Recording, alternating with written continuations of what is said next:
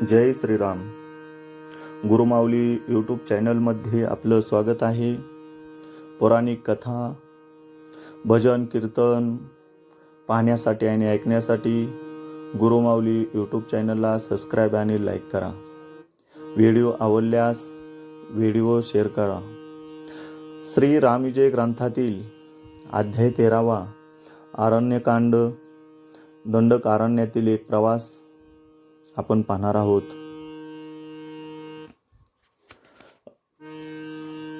राम, लक्ष्मण आणि सीतासह त्रिकूट पर्वताहून निघाले. ते दक्षिणेकडे दंडकारण्यातून चालू लागले. वाटेत त्यांनी अत्री ऋषी आणि अनुसया यांच्या आश्रमात राहून त्यांचा आशीर्वाद घेतला. अनुसयेने सीतेला कधीच न मिळणारी अशी वस्त्रे नेसवली आणि तिच्या गळ्यात कधीच न सुकणाऱ्या फुलांची माळ घातली. त्यामुळे तुला राक्षस दिसले तरी त्यांची भीती वाटणार नाही असे सांगितले. वाटेत गोदावरी स्नान करून श्रीराम पुढे सुतीक्ष्णाच्या आश्रमास आले. तिथे 3 दिवस राहिले. सुतीक्ष्णाने त्यांचा चांगला आदर सत्कार केला आणि श्रीरामाला अगस्त्य ऋषींच्या पुरुषार्थाची कथा सांगितली. पूर्वी आतापी, वातापी आणि इलवल या 3 राक्षस गोदाताटी राहत होते.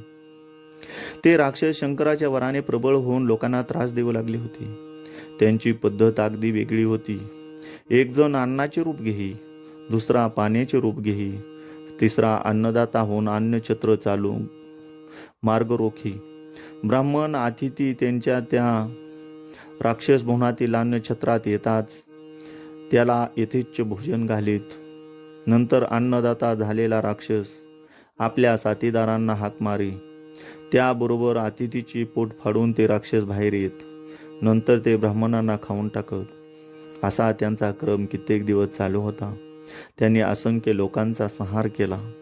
अगस्त्यांना त्या ब्राह्मणांची दया आली आणि ते आतापीच्या अन्नछत्रात गेले. आतापीने मोठ्या दांभिकपणाने त्यांचे स्वागत केले आणि त्यांना काही फळे खायला दिली. त्या फळांच्या रूपाने आतापी राक्षस अगस्तीच्या पोटात शिरला.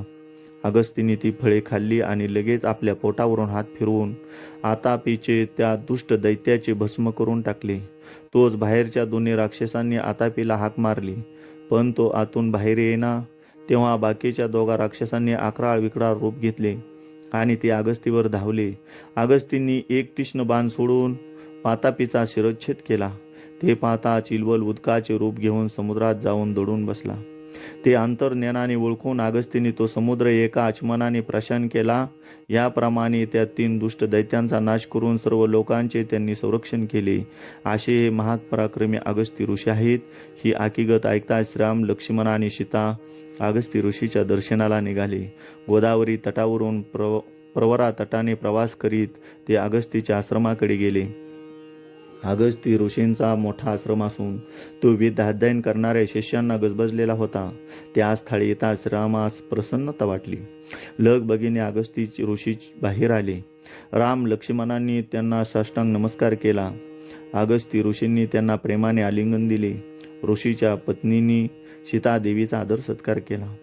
रामाची अगस्तींनी पूजा केली आणि त्याला एक अक्षय भाता, अक्षय धनुष्य, अक्षय कवच, एक अक्षय दिव्य बाण देऊन त्यानेच रावण निजधामाला जाईल असे सांगितले. लोपमुद्रेने राम लक्ष्मणांना वंदन करून सीतेला आपल्याबरोबर नेले. या आश्रमात ते त्रिवर्ग 1 महिना राहिले. नंतर अगस्ती ऋषीच्या सांगण्याप्रमाणे ते पंचवटीत जाण्यासाठी निघाले. वाटेत त्यांना एका झाडावर बसलेला गिधड पक्षी दिसला. रामाला वाटले, हाही कोणी दुष्ट राक्षस या रूपाने बसलेला दिसतो, म्हणून राम त्याला मारण्यास धनुष्याला बाण लावणार. इतक्यात तो पक्षी म्हणाला, तुम्ही कोण? माझ्यावर का बाण सोडता?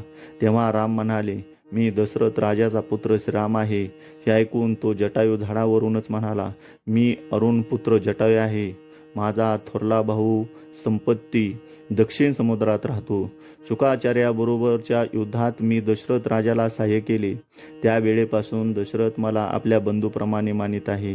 हे बोलणे ऐकता श्रीराम सद्गदित झाले. त्यांनी जटायूच्या गळ्याला मिठी मारली. लक्ष्मण सीतेने त्यांना नमस्कार केला. नंतर त्यांच्या संमतीने गोदावरी नदीच्या काठी पंचवटी येथे एक पर्णकुटी बांधून श्री राम, लक्ष्मण, सीता गोदावरी नदीच्या काठी पंचवटीत राहू लागले. तेथील वास्तव्य श्रीरामाला सुखकर वाटू लागले. लक्ष्मण रोज वनात जाऊन फळे मुळे आणून देऊ लागला. सीतेला वाटे की लक्ष्मण अरण्यात फळे खाऊन उरलेली फळे आम्हास आणून देतो. मग पौर्णकुटीत लक्ष्मणाला फळे कशाला? त्यामुळे लक्ष्मण उपाशी राहायचा. अशा प्रकारे निर्हार आणि निद्रविरहित रामसेवा लक्ष्मणाच्या हातून घडत होती. आणि याप्रमाणे श्री रामविजय ग्रंथातील 13वे पुष्प समाप्त होत आहे. जय श्रीराम.